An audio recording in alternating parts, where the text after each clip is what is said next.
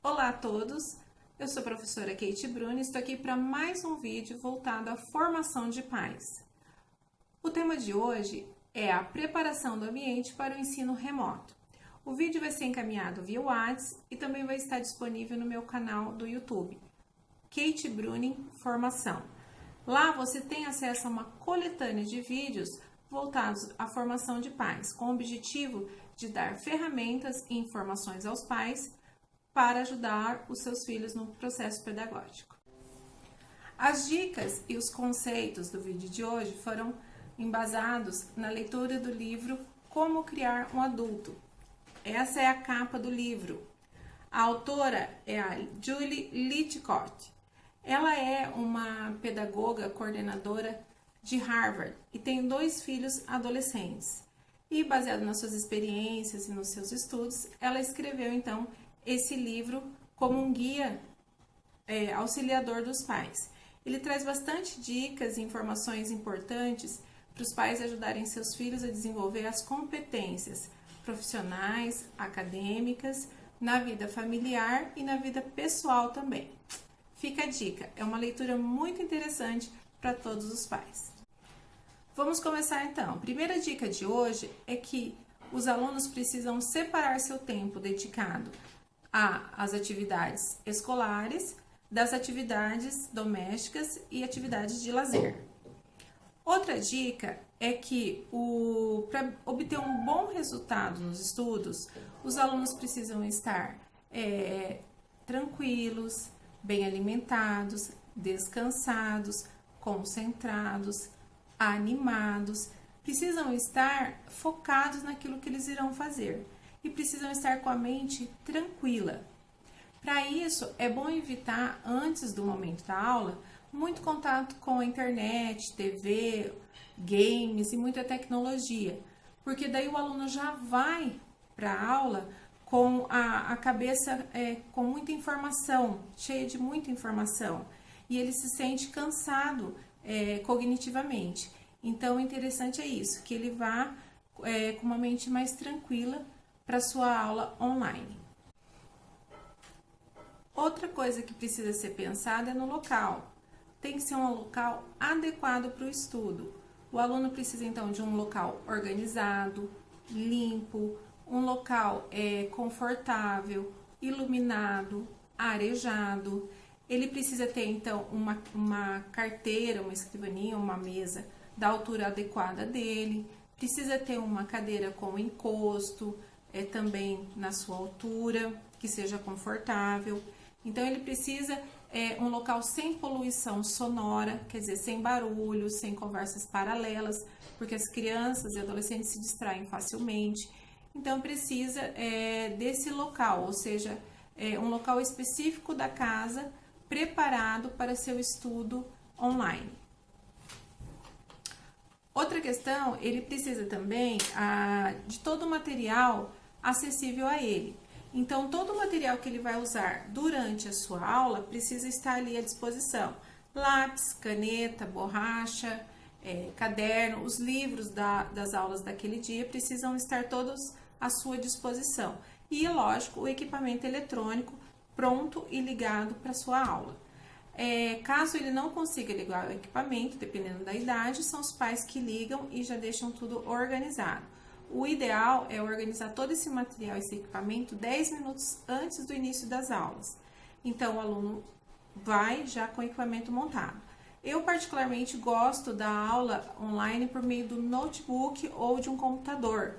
Por quê? Porque a interação é melhor, a tela é maior, a luminosidade é melhor, a visualização dos alunos é melhor, ele consegue ver e ouvir melhor o professor, consegue ver os gráficos, os textos, as imagens que esse professor colocar em sala de aula melhor, consegue ver os outros amigos também, interagir mais em sala de aula. Então, pedagogicamente, eu acho que esse equipamento é bem melhor. Importante também, interessante que ele tenha um fone confortável para os ouvidos, para que ele possa focar ainda mais a sua atenção. Esse fone tem que estar no volume adequado, nem muito acima, nem muito abaixo, para ele ouvir bem o professor e as suas explicações, mas também não ferir o seu aparelho auditivo. Só que, obviamente, se a família não tem acesso a esse tipo de equipamento, o aluno vai fazer aula com um tablet ou com o celular. O importante é que ele não se distraia com o celular e não use como meio de comunicação ou como meio de diversão. E saiba que o celular naquele momento está sendo usado como um equipamento pedagógico. Outra questão importante é que o aluno não se distrai no período de aulas e nem no intervalo de uma aula ou outra. Ele precisa ter o foco nos estudos. Então, não dormir, assistir TV, deitar, mas ter o foco naquele período nos estudos. Obviamente que entre o período de uma aula ou outra, ele pode ir ao banheiro, beber água, fazer um pequeno lanche, ou fazer um alongamento, ou tirar umas dúvidas com um professor por meio do WhatsApp, mas não sair desse contexto educacional.